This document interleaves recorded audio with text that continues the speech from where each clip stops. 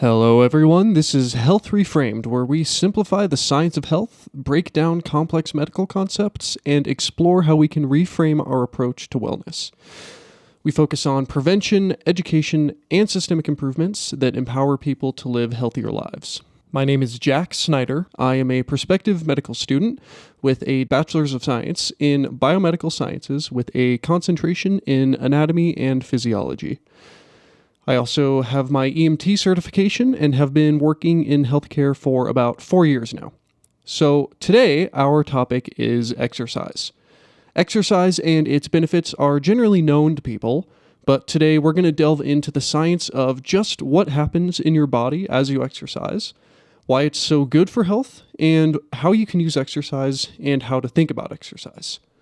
So our big goal today is to help you understand exercise a little better and give you practical tools to not only figure out the best exercise program for you, but also, and more importantly, how to find the motivation and reframe exercise in your mind. Well, without further ado, let's get right into the science of exercise.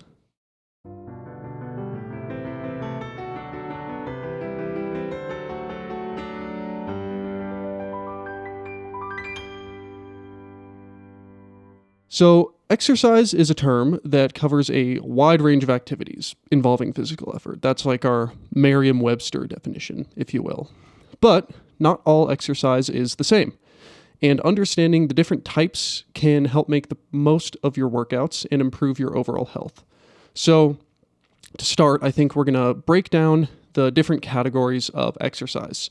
The two big ones that we're going to start with are aerobic and anaerobic exercise. So many of you will have heard of these, but might not be too sure. I mean, personally, myself, it took a while to be able to distinguish the two, given how similar they sound. Aerobic exercise is what we often think of when we talk about cardio. So it's all about endurance, and it uses oxygen to generate energy. That's the scientific way of thinking about it, if you will. And I like to think of this because with aerobic exercise, it's related to air since oxygen plays a critical role. So when you engage in aerobic exercise, your body and your muscles need oxygen to produce ATP. Now, many of you will have heard of ATP, some of you will have not. ATP is the energy currency that your body uses to function. ATP is used to produce energy in pretty much all of the processes that happen in your body. And ATP is produced in the mitochondria, the powerhouse of the cell, and it enables sustained activity over long periods of time. Now, to make ATP, though, in large quantities, that is, you need oxygen. So you can make ATP over short periods of time, and we'll get into that. But if you want to sustain ATP production for sustained energy, you need oxygen. So this is what happens in aerobic exercise. And these are going to be things like running, swimming, hiking, biking. They're typically low to moderate in intensity, but they last a lot longer, which gives your heart, lungs, and muscles a very thorough workout. And when you exercise aerobically, your heart rate, breathing rate, and blood pressure all increase. And all of these things are done to increase oxygen getting to your tissues. You need more oxygen getting to your tissues to make more ATP so that you can sustain the exercise for a long period of time. So, in contrast, we have anaerobic exercise. So, anaerobic exercise does not rely on oxygen. I hinted at this a minute ago. Instead, it taps into the energy already stored in your muscles. The big two of these are going to be phosphocreatine and glucose. These two molecules can produce ATP very quickly, but only for short periods of activity. So many of you will have heard of creatine. Many of you may supplement with creatine. And what creatine is a rapid energy source. When you first start sprinting or during your first rep on bench press, let's say, the first burst of energy comes from phosphocreatine.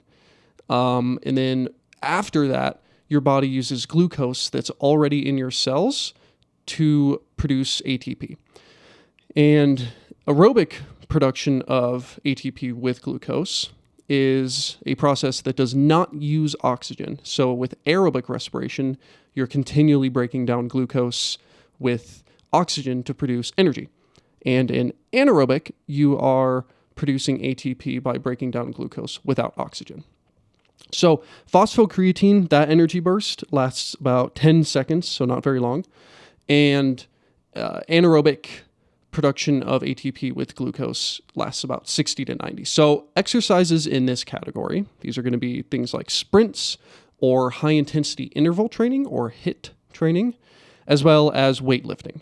So bunch of different ways you can use anaerobic exercise. It's great for power and strength through short, intense efforts, pretty much.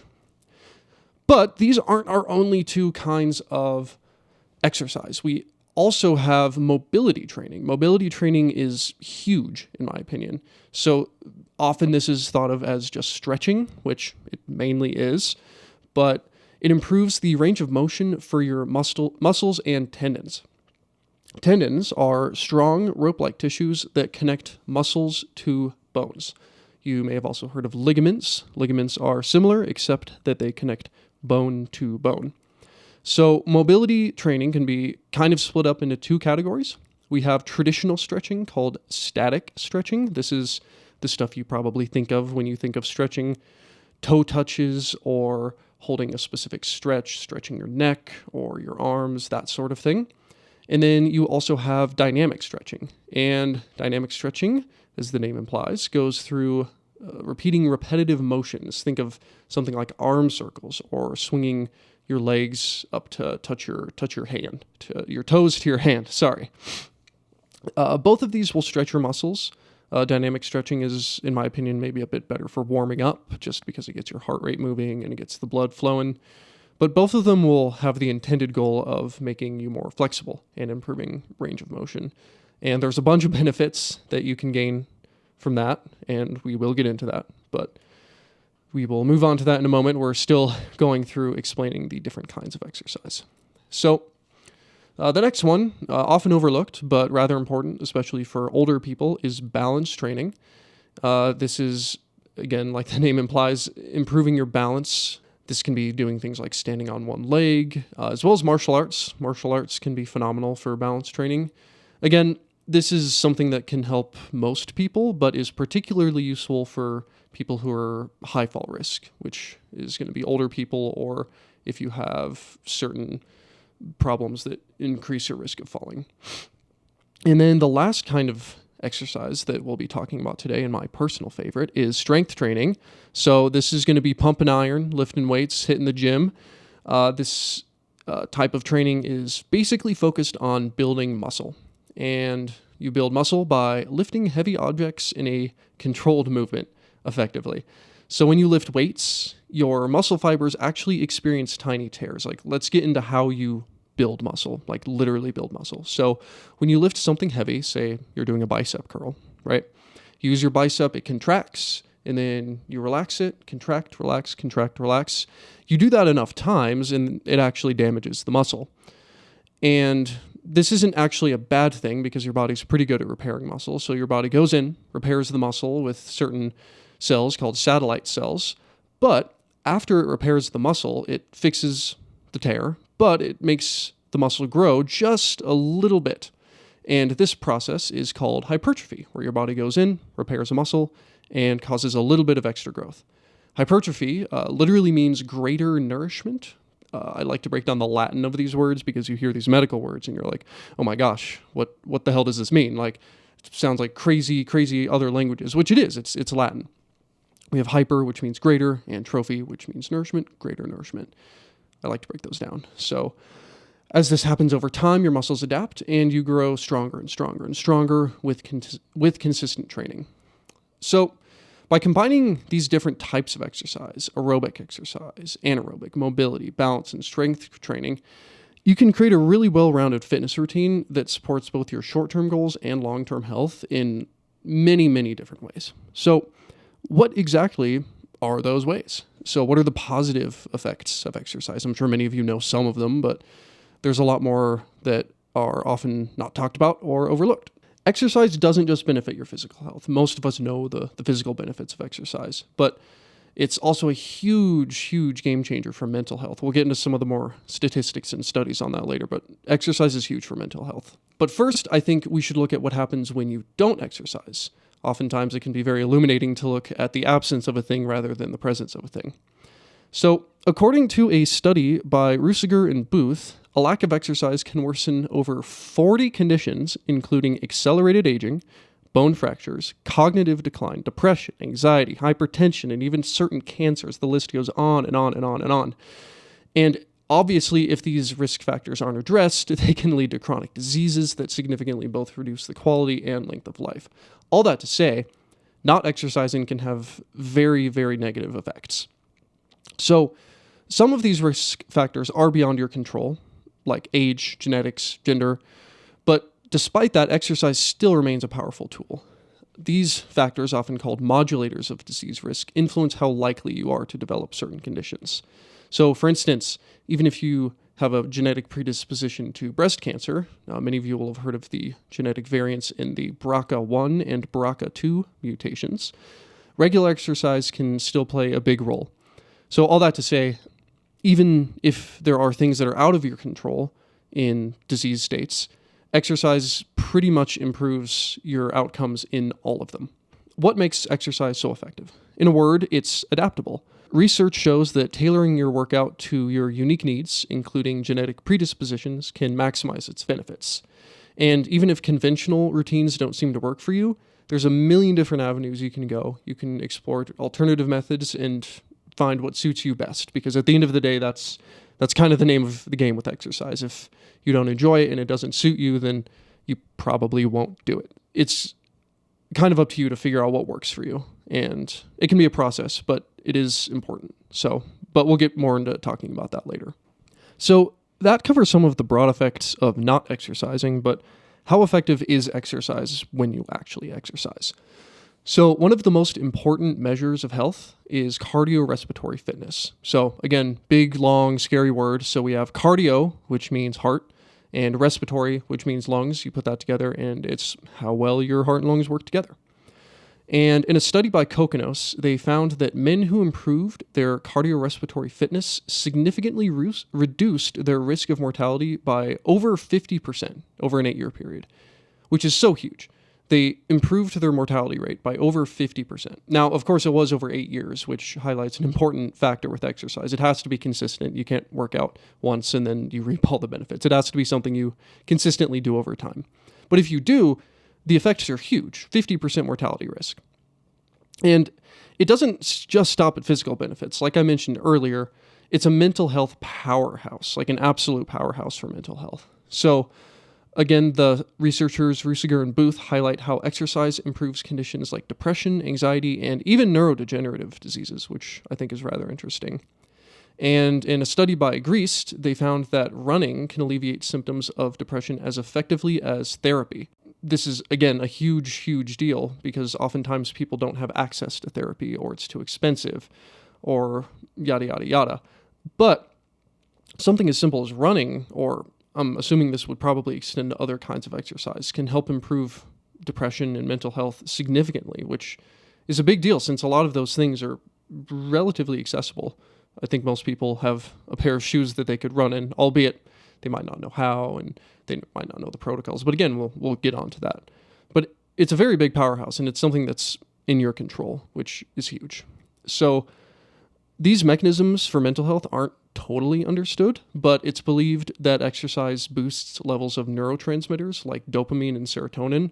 Many of you will have heard of these. These are kind of your feel-good neurotransmitters. They're released when you're moving towards a goal. Dopamine is released as you're moving towards some intended goal, or the one I like to think of is if you're waiting for a package to come in the mail, you're having a lot of dopamine coming into your system as you're waiting for the package. But once you get the package, the dopamine goes away. So it's the movement towards something that you want for dopamine. I think that's something that's kind of not understood a whole lot.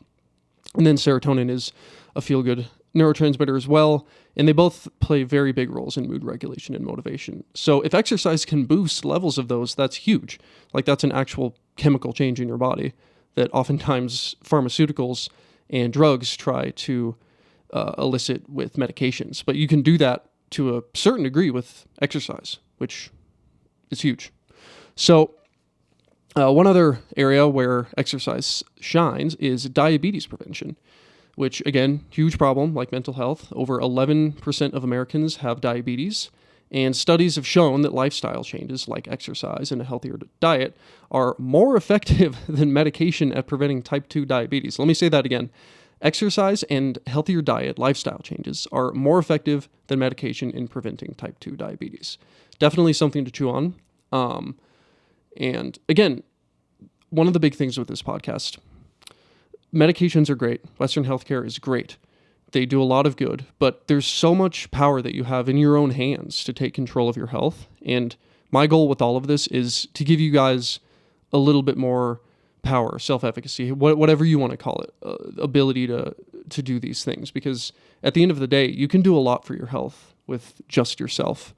And I think if you can avoid taking a million medications and doctor bills and having to worry about that all the time, I think that's big and is something that most people have the capacity to do.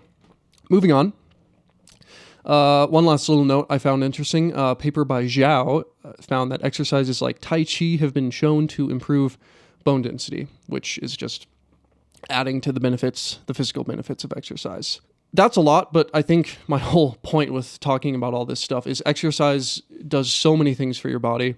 It can beat pharmaceuticals in efficacy. It can help mental health, physical health, chronic diseases. It really can do so much. And I think that's why this is one of my first episodes that I'm making, is I think for most people, implementing exercise into their life can make an astounding difference. So it's something I think everyone should consider. And it doesn't have to be, you don't have to be Mr. Olympia or an Olympic track runner, but some kind of exercise can have really, really good benefits. And we'll get into this later, but you do see diminishing returns. So sure, some people might want to work out for 3 hours a day, but the benefits, the health benefits, the mental benefits you get from exercise, you don't really get more with more exercise. More isn't always better, which is a great thing, because if I came in here telling you needed to go to the gym for 3 hours a day, might be a little difficult to motivate. But if I just say, hey, a 10-minute walk every morning, really good benefits, that's a lot easier to do. So one last thing I want to bring up, just because I think it's interesting and kind of plays into a discussion we'll have later, is exercise mimetics. So a mimetic is a drug that mimics something that happens in the body naturally. So exercise mimetics would be a drug that mimics what the effects that exercise has in the body. Though these ideas seem appealing, many, including myself, are skeptical. Researchers like Rusiger and Booth point out that the comprehensive benefits of exercise are too far complex to be condensed into a single pill. So basically what they're saying is exercise is too multifaceted. You can't boil it down to a silver bullet. And they even quote, their quote is, exercise provides too many benefits to fit into a single bill. I bring this up because I just think it's an interesting cultural motif of trying to medicalize everything and put it into a pill. And again, that's not bad. There's so much good that Western healthcare does, and there's so many good medications that Western healthcare comes out with. But in a lot of cases, I think we would be remiss to not consider the fact that the good that we can do on our own with lifestyle changes can be just as powerful, if not more powerful. And at the end of the day, I don't think you can really put exercise into a pill, because it's a holistic practices that it influences almost all the body systems and does so many things in the body. It's kind of irreplaceable. On to the actual ways that you can implement exercise. Now that we've talked about the science of it, the benefits of it, the pros and all that stuff, how do you actually go about doing it? Because many people are either not familiar with exercise, they've never exercised before. Rather, some of you will be seasoned pros at exercise, and you're coming here hoping to learn something new, which I hope you do. For this little segment, we're going to delve into the details of what the best practices are when it comes to exercise. So I'm going to focus primarily on the main types of exercise that we previously detailed: aerobic, anaerobic, strength, and mobility training, because I think pretty much everyone could benefit from all four of those in some degree, depending on what your goals are and where you are in life. So I'm going to do this in a relatively structured manner, answering some of the basic questions about each one, and then giving specific ways about going about doing them. I think that'll work best. So I'll start with strength training since this is the one I'm most passionate about and feel probably the most educated about.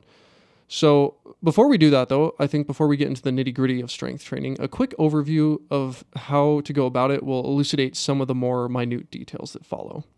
So, like I said earlier, weight training is fundamentally lifting heavy objects in specific motions to stimulate muscles to grow. Over time, you'll be able to lift even heavier objects, slightly heavier objects, or you increase the weight that you use or the reps that you do. So, this process of lifting slightly heavier or doing one more rep than you did last week, that's called progressive overload, and it's pretty much the cornerstone of building muscle. You don't really build muscle unless you progressively overload your muscles. If you just lift the same weight every single time, every single week, you might grow a little bit of muscle at first, but that'll stop relatively quickly. You have to increase the load, the effort that you're putting into the weightlifting to actually grow muscle. And this has many benefits, as we've already detailed. But now let's kind of break down the actual muscles that you need to think about, kind of the anatomy of it. So there's kind of a limited number of groups that we're going to focus on. There's, I think, over 600 muscles in the body. You absolutely don't have to work out all of them. You can break it down into bigger groups and focus on those. You have your chest muscles, your back muscles, your arm muscles, your shoulders, your abdominal muscles, and your leg muscles. Now, in each of these groups, you have specific muscles. So in your chest, you have your pecs major, your pecs minor. In your back, you have your lats, your rhomboids, rear delts. You have a lot of muscles in your back. And then your arms, you'll have your triceps, your biceps, your forearms. And then your legs are huge. You have the front of your calves, those are your quadriceps. The back, those are going to be your hamstrings. And then you have your calves, of course, as well. So taking some time to be comfortable with the anatomy of this is important, I think, because when it comes to weight training, knowing the anatomy really tells you how to train, because muscles, they can contract, they can get smaller, and that works them. So if you think of your bicep, if you contract your bicep, it gets a little bit smaller, and then when you relax it, it gets longer. And that's how all muscles work. So if you can know the anatomy of the muscle and be like, okay, the muscle contracts in this direction, it moves in this direction, so a movement that will make my muscle do that will inevitably work that muscle. And having that in the back of your mind can be very helpful when trying to decide what exercises you want to do, because that'll actually help you choose correct exercises for that muscle, as opposed to doing something your friend told you. They're like, oh, this is a great back workout, but you actually think about the movement for a moment and you're like, oh, this actually doesn't really work my back at all. It's mainly a bicep exercise, something like that.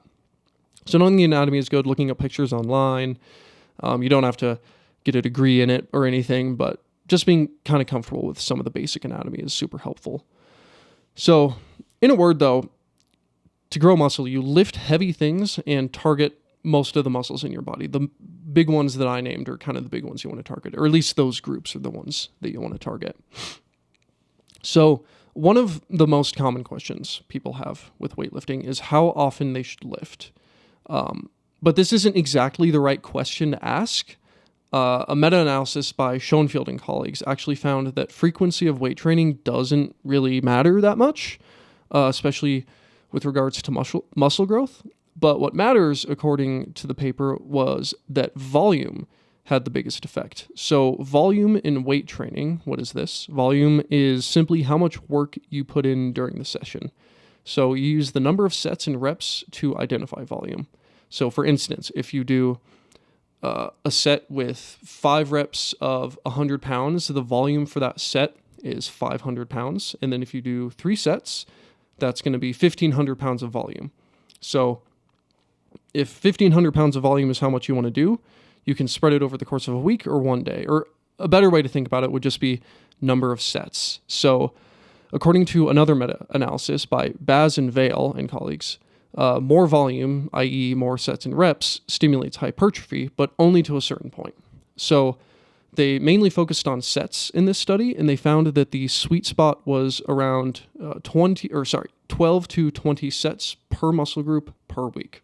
So what this means is let's say you want to go on the low end of that and do 12 sets per week per muscle. So For chest, for instance, you might do on one day, you could do all 12 sets on one day across like 3 different exercises, 4 sets per exercise. Or you could spread it across 3 days and do 4 sets on Monday, 4 sets on Wednesday, 4 sets on Friday, and still hit the 12 sets for the week. And they found it really didn't matter how you divvy it up, which gives you a lot of flexibility. But I would say in making your training program, try to aim for 12 to 20 sets per muscle group per week. And really experiment with what kind of training program works for you. I personally do a full body program. So when I go to the gym to lift, my days are like I'll squat, and then I'll do a tricep extension, and then I'll do calf raises, and then I'll do ab work, and then I'll hit like all over my body, and I won't really work one muscle more than once, which I personally like a lot, and it's worked really well for me because I do try to hit the optimal range for sets per week. But conversely, you could just as easily do a traditional like Arnold split, which again, many of you will have heard of this. An Arnold split is chest and back, legs, and then bis and tris, arms, shoulders, that sort of thing. And that way you're going to be hitting like all of your chest sets on one day, or 1 or 2 days in the week, depending on how you split it up. But it's going to have a very similar effect. So find what works for you is kind of the big point here. If you want to do full body because you never want to do a leg day again, I totally get it. That's what I do. But if you like leg days and you want to have a day where you just blow out your legs or totally kill your chest, I get that too.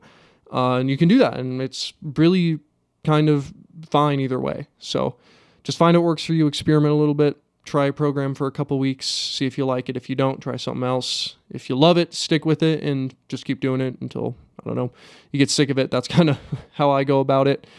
Switch exercises up here and there, throw in some variety, but it's really not as complicated as a lot of people seem. It's just hit the number of sets per week, put in good effort, progressive overload, and that's kind of how you're going to grow muscle over time. But there are a couple other points. So you do need to stimulate the muscle for it to grow. And other factors that contribute to this are time under tension and lifting a weight that challenges you. So time under tension, simply put, is how long a muscle is working for. You can imagine doing a bicep curl where 1 rep takes you 1 second versus 1 rep taking you 5 seconds. The second option would be better for muscle growth, but it would also be more difficult. You probably couldn't do as many reps, but your actual time that your bicep is contracted and under tension is going to be a lot higher. And then lifting weights that challenge you is important.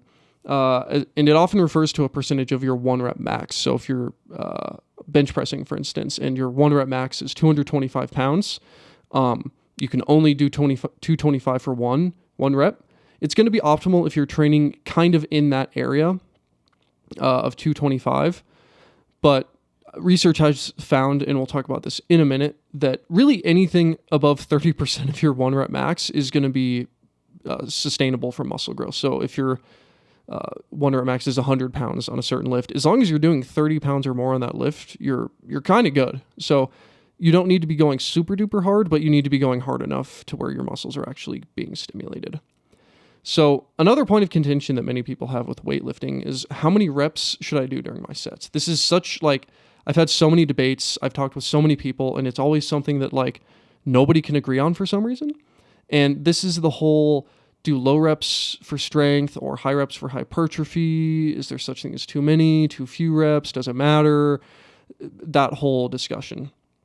And the answer naturally isn't perfectly black and white, but I think it's still pretty straightforward to understand. So there does seem to be a benefit for training with lower reps for strength. So if you want to get really strong for squats, for instance, training lower reps between 1 and 5 reps will help with that. And for higher loads, so more actual weight on the bar. But for hypertrophy, which is just growing muscle, like we talked about earlier, as long as the muscle is getting reasonably stimulated, again, back to that 30% number we talked about, it's going to grow. So a lot of you will have heard of like the hypertrophy zone, which is like if you want to grow muscle, you have to stay between the 8 and 12 rep range. That's by and large a myth. You can grow muscle with reps higher than that. You can grow muscle with reps lower than that.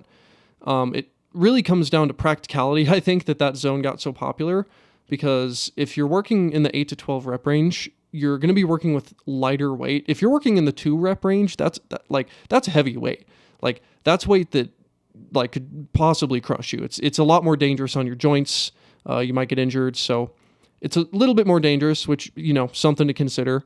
But if you're working high reps, like 15, 20 reps, that takes up a lot of time. And ideally you want your workouts to be efficient. So the 8 to 12 rep range thing is more of a practical matter because it's weight. You're going to be working with a weight that isn't super dangerous for you, and it helps conserve time. So that's kind of where that comes from, but you don't need to work within that range to build muscle, I suppose. And then the study that I found this on also held that super high reps, like 15 plus reps, it's just kind of impractical and they don't really provide much of a benefit, and you just kind of spend more time going to the gym. So broad strokes here for weightlifting, guys. It's optimal to work each muscle group for around 12 to 20 sets per week, focusing lower reps for strength if that's your goal, and utilizing medium rep ranges as they're going to stimulate muscle growth and strength while being safer and preserving time. So one caveat with all this that I would like to make is that these studies seek to find the optimal zone for maximizing hypertrophy.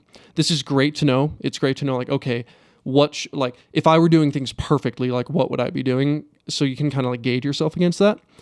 But it's also very important to note that hypertrophy and its benefits can still be achieved without maximally optimizing your program. Like, sure, the optimal weight training routine for you might be 5.5 days a week where you're in the gym for an hour and 27 minutes and you're doing 83.2% of your 1 rep max on every extra. Like, you can go so deep with the optimization, but I don't think you really need to unless your goal is to be a very, very, very high performing athlete, which if you are, that's great.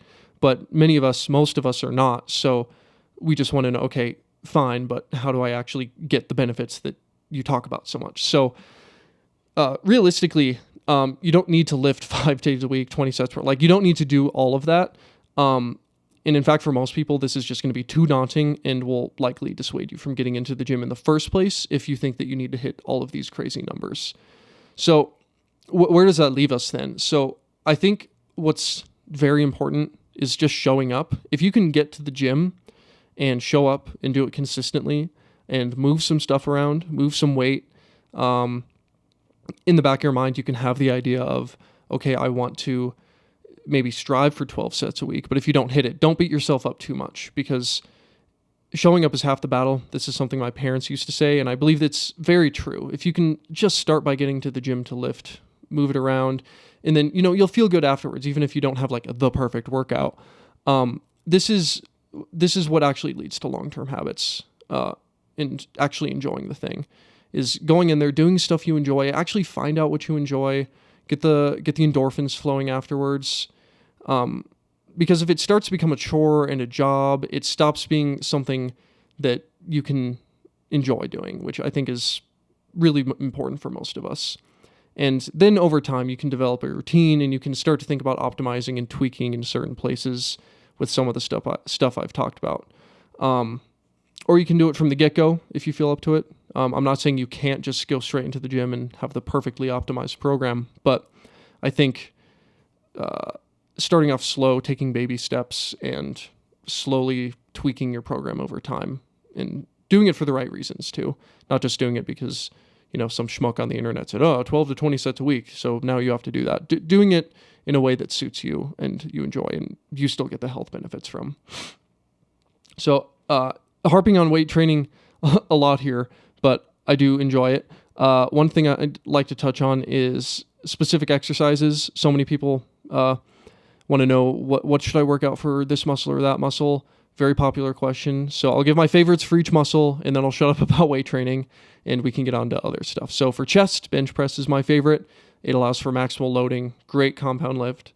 For abs, I like weighted cable crunches and hanging leg raises or Roman chair leg raises because you can actually load them up a lot heavier than doing 80 crunches. They're a lot more challenging and they can actually lead to better progressive overload. For triceps, I like overhead tricep cable extensions, close grip bench press. Really any kind of extension type movement for triceps is great. Biceps, same deal. Just do a curl, you know, normal dumbbell curl, barbell curl, any kind of curl. Back, it's a little complicated. There's a lot of muscles back there, but pull downs, pull ups, rows, these are all exercises that hit most of the back muscles. For shoulders, I like military press. That hits your front delts mostly. Lateral dumbbell raises is a great one. Really gets you those big delts that a lot of people are looking for. And then face pulls are good. Each one of those exercises targets a different head of the shoulder. And then legs are also huge. There's a lot of different exercises for the legs, but I think by and large you have a quad lift, so something like squats. You have a hamstring lift, so something like Romanian deadlifts or hamstring curls. And then you have a calf exercise, so something like standing calf raises. And that'll pretty much cover the legs for you. So that's weight training. I could and likely will do a more in-depth episode on weight training, but that's enough on that. Let's get on to aerobic exercise. So if you remember, aerobic exercise is sustained cardio like running, and the benefits are perhaps the most pervasive. Even though I spent so much time on weight training, it is hard to say that it's healthier for you than cardio. Cardio just has so many benefits on longevity and cardiovascular health. It's just so good for you. It does, cardiovascular disease, improvement of lipid profiles, improvement following heart attack. Just so many benefits with cardio. And another big benefit I found, this one's big for me since I have back pain, but it reduces back pain up to 30% or more. So if you have back pain, cardio might be for you. So the standard recommendation for aerobic exercise is 150 minutes a week. And this comes to around 30 minutes a day if you want to split it up like that.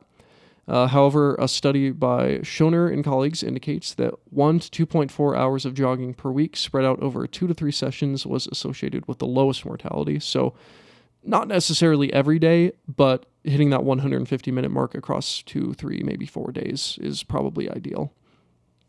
There's many different approaches to cardio, and all of them work reasonably well at improving cardiovascular health. Common ones that the Cleveland Clinic recommends are walking, jogging, cycling, swimming, or various cardio equipment at gyms. One of the biggest considerations you must have when doing cardio is considering possible injury and sustainability.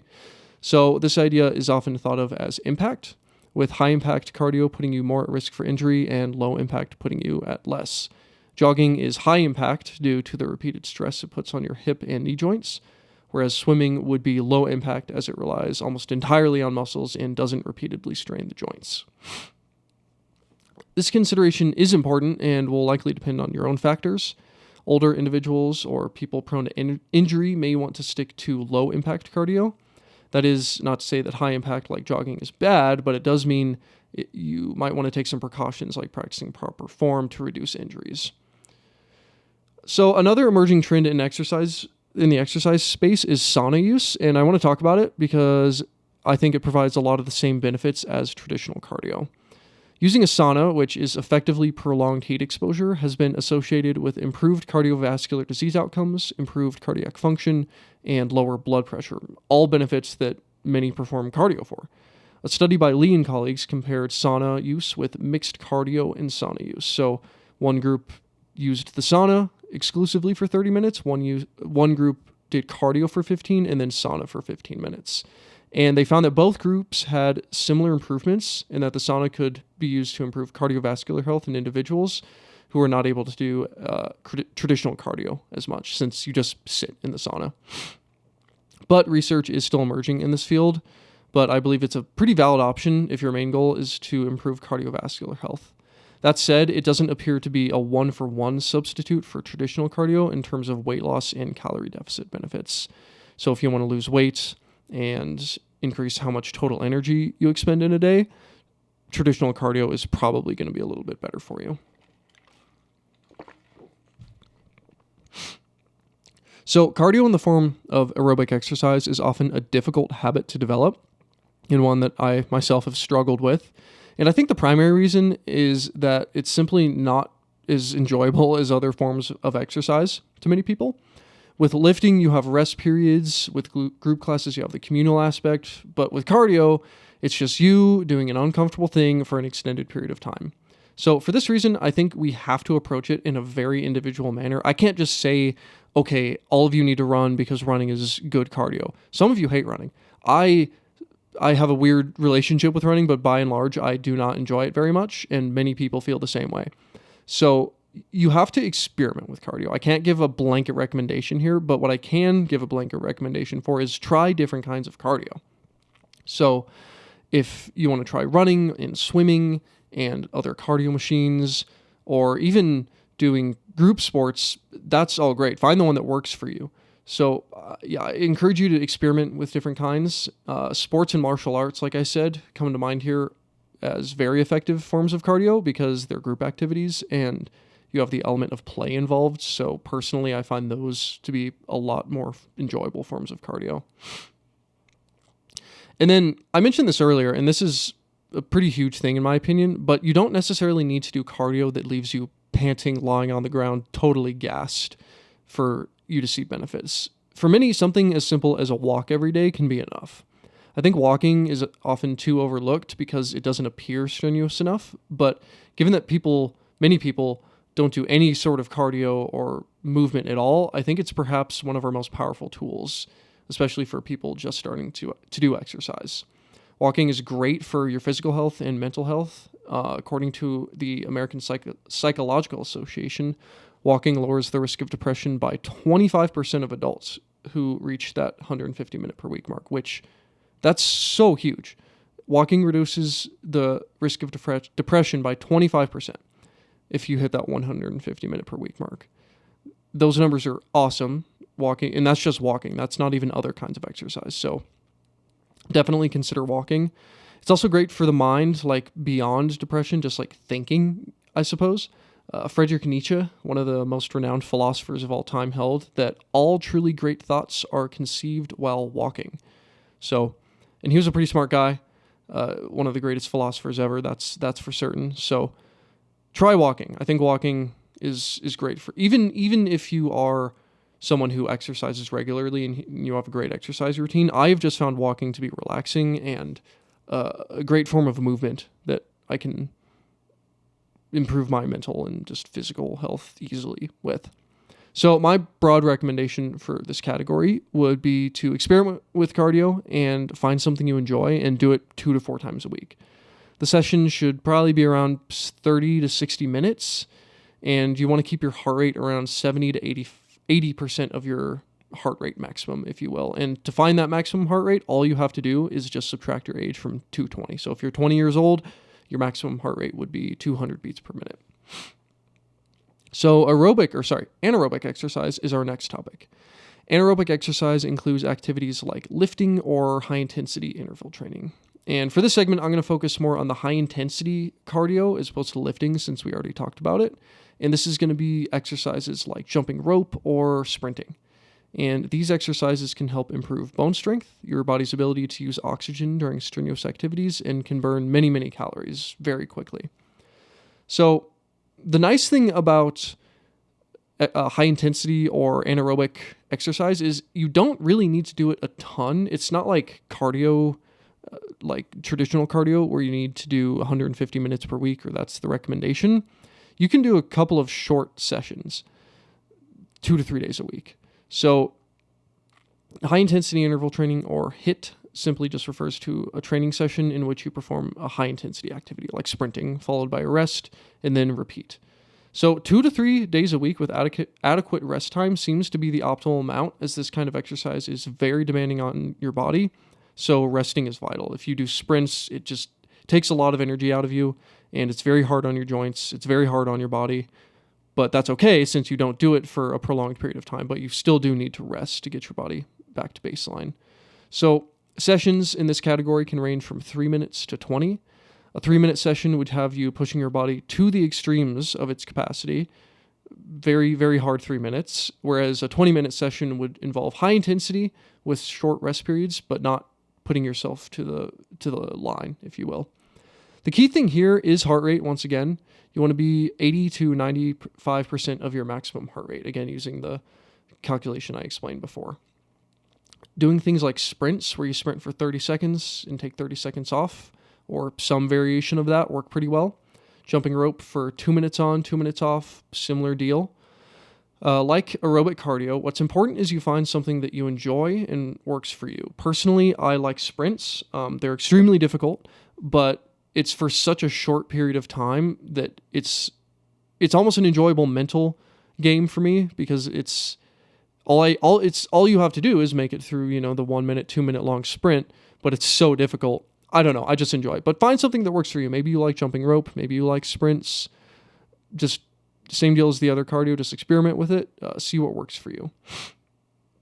So finally, let's talk about mobility training or stretching. Stretching is important because it helps all the other kinds of exercise we've talked about.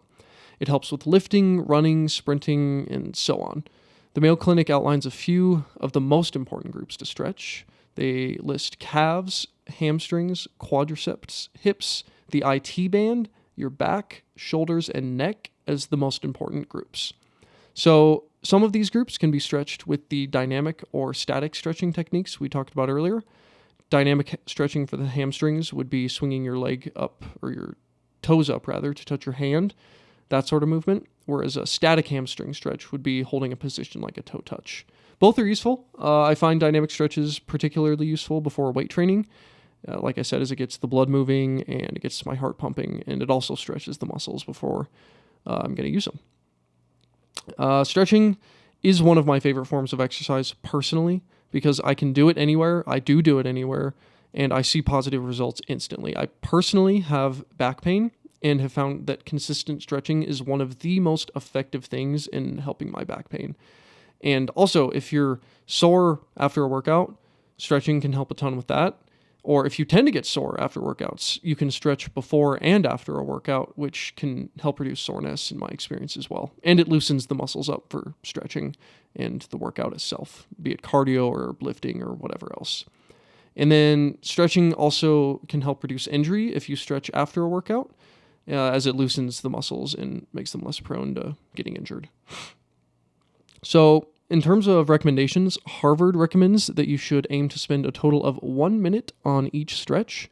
So if you're doing a hamstring stretch, you can do 3 sets of 20 seconds. I like to rotate between stretches, so I'll hold a hamstring stretch, then move to a hip stretch, then a quad stretch, and then I'll just repeat the cycle a few times with whatever stretches I've chosen.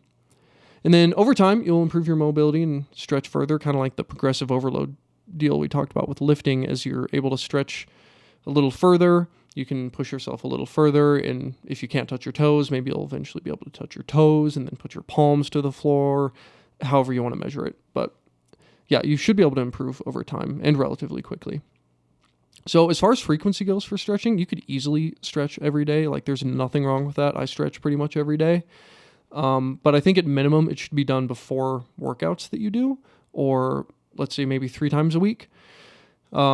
But it's so simple, and you don't have to spend too much time on it, that, I'll stretch at work, like just my hamstrings. I'll stretch before bed most nights. I think once you start to see the benefits and just feel the instant relief from the stretching, I think it starts to catch on pretty quick, just knowing the right stretches to do and what muscles you need to stretch the most. But yeah, like neck stretches, these are easy enough to do just sitting in your office chair at work. And I've done hip stretches during breaks, especially if you work a job where you're on your feet all day. I work a job where I'm on my feet all day, so taking a couple minutes here and there to stretch, super helpful. So as for broad strokes recommendations, incorporating daily stretches of around 3 to 5 muscle groups, holding for a total of 1 minute per group, I think is going to be a good thing to aim at for most people.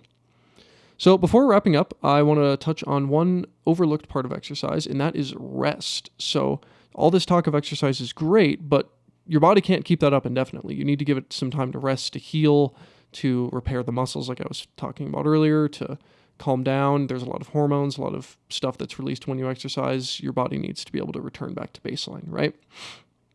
So overworking is a very real thing, and you need to rest adequately to prevent it. So making sure to get quality sleep and not overdo workouts will not only help you feel better, but also improve performance in workouts. Sleep is so huge. I'm definitely going to do an episode on sleep here very soon, just because sleep is the bedrock of everything. Good sleep improves everything. Bad sleep makes everything worse. So focusing on good sleep will absolutely help with rest and working out, obviously. So That said, rest days don't need to be totally sedentary. If you take one a week or two a week or however many you take a week, you don't need to just sit there like a couch potato all day. You can still move. These are good days to do things like go on hikes or go on a walk. But the main point of the rest day is to not work your body and exert it to a very, very high degree and give the parts of your body that need to rest the time they need to rest. So if you ran one day, maybe the next day you could do like an upper body workout because you're resting your legs from the run and you're resting your cardiovascular system from the long exertion that you put it under, but your upper body wasn't exerted at all the previous day. So working it out the following day could be good. So kind of staggering what you do can incorporate some rest as well, but also just having true rest days where you don't exert yourself or exert yourself very lightly are good too. So now that we've explored actionable strategies for incorporating different types of exercise, strength training, aerobic, anaerobic, and mobility work, it's really important to reflect on the underlying mindset that drives these practices. While structured protocols are valuable, I think they're very, very useful, they often lose their effectiveness without a broader cultural framework that supports and encourages consistency, growth, and adaptability. So many of you will have, up until now, many of you will have heard of a lot of these benefits. In fact, many Americans know what the benefits of exercise are. However, only 24.2% of adults in America over 18 meet physical activity guidelines for both strength and aerobic exercise. So, though I think knowledge and literacy about the topic is an important thing, hence why I just spent, how long have we been going? 50 minutes on explaining all of that. I think understanding the mindset about it is equally as important. And that's a big thing in this podcast, is taking a step back from the health, the science, all of that, and thinking about how we think about it. So more getting into the philosophy and the cultural milieu that these things occupy. So in this segment, we'll explore why people don't exercise, cultural and societal challenges Americans face regarding exercise, and why we should exercise beyond just the measurable physical and mental benefits. The top 3 reasons people cite for not exercising are lack of time, lack of energy, and lack of motivation. So a paper by Huppertz and colleagues explored genetic and environmental factors in influencing exercise habits. So one aspect of the paper examined how attitudes about exercise correlate with individual differences in exercise habits.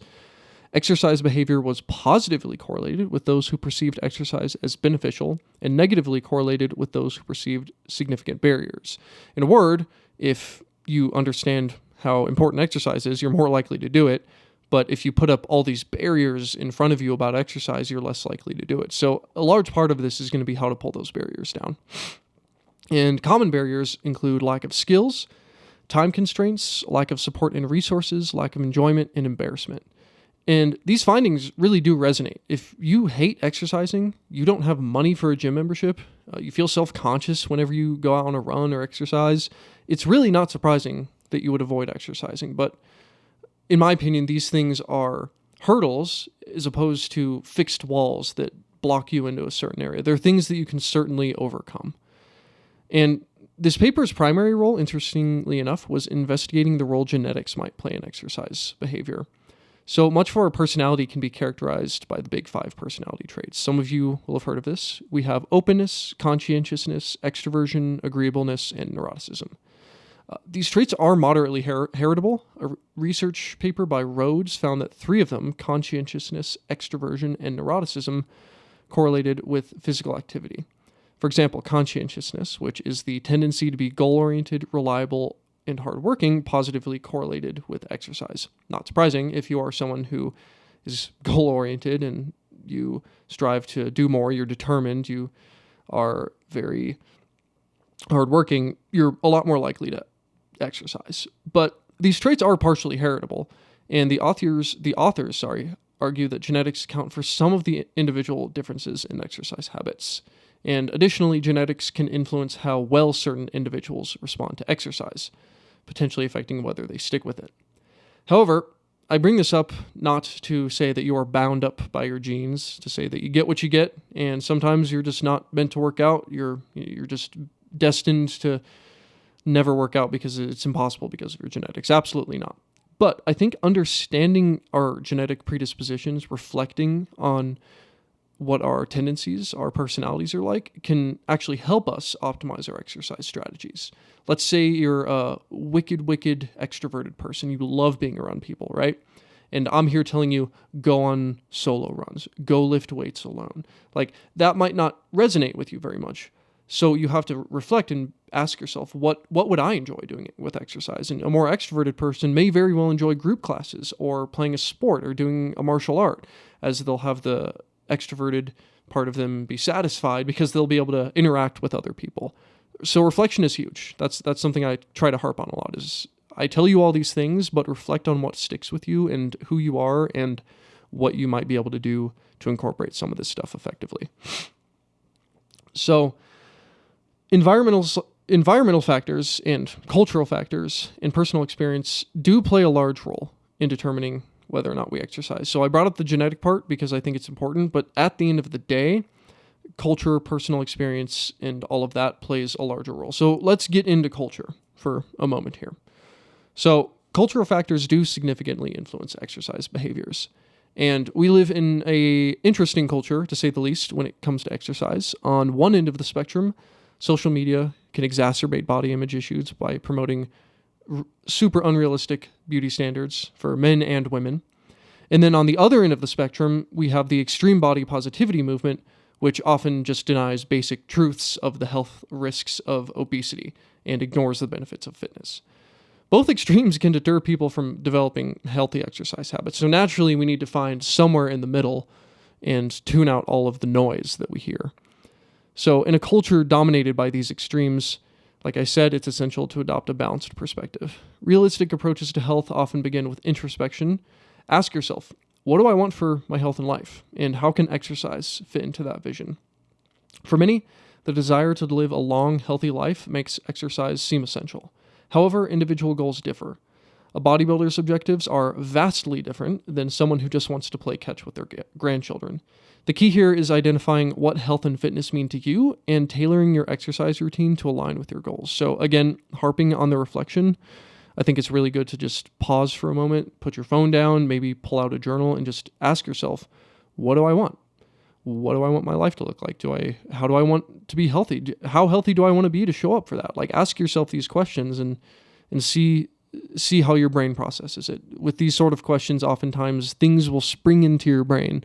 You ask yourself, how healthy do I want to be? And perhaps you'll get an image in your head, or you'll get an idea of what your exercise routine might look like. Different for everyone, but I think the reflection aspect is pretty vital for this.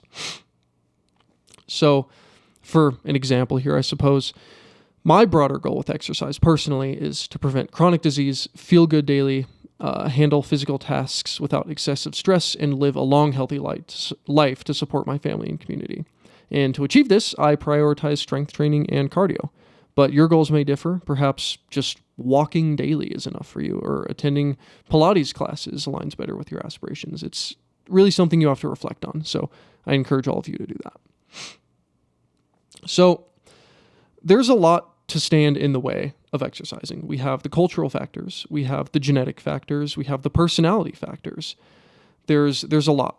So I think having a genuinely compelling and sustainable reason to exercise is crucial, because in light of things like not being able to afford a gym membership, or feeling embarrassed to work out, or any of the other factors, or even genetic factors, perhaps your personality just doesn't really jive with exercise.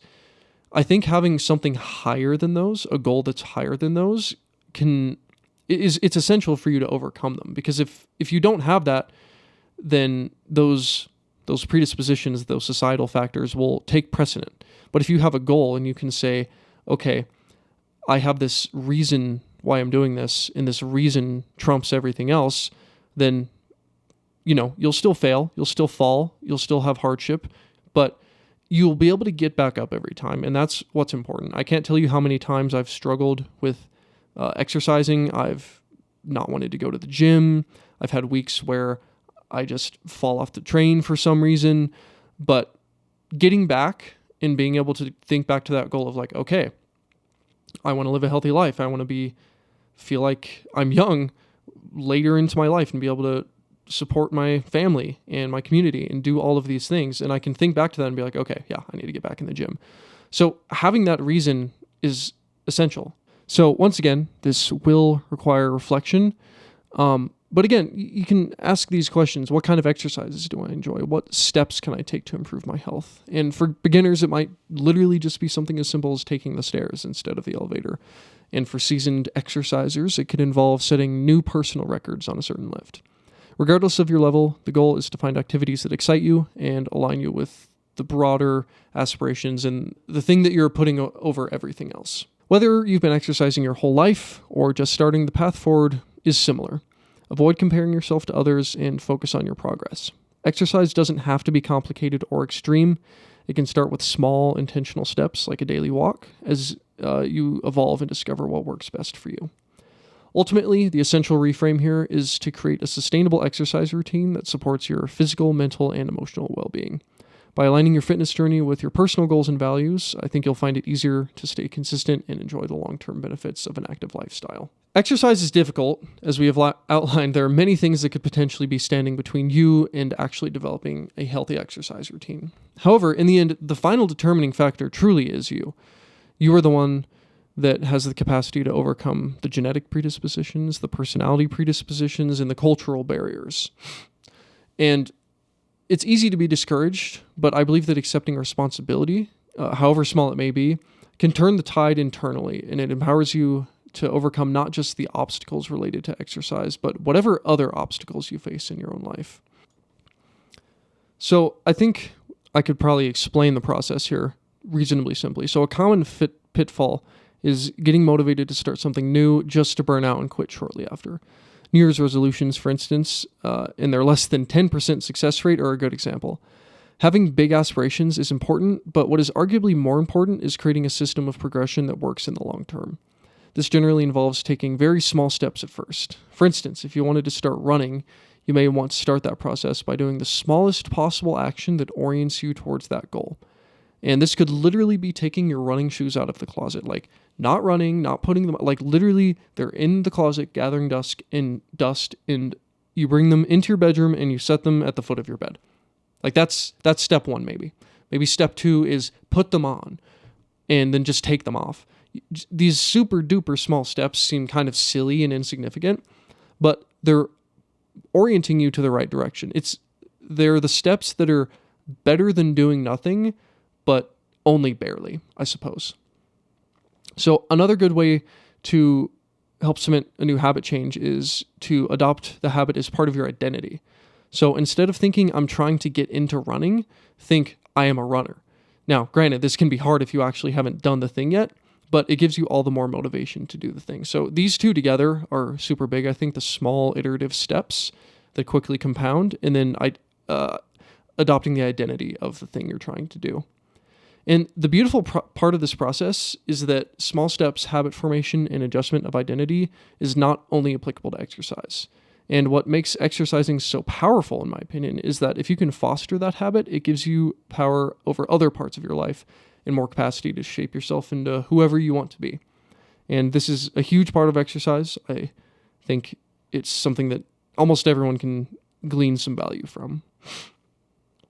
So that pretty much covers it, and we've covered a lot today. We've covered not only the science of exercise, but also how to best implement it into your life, as well as why you should exercise in the first place.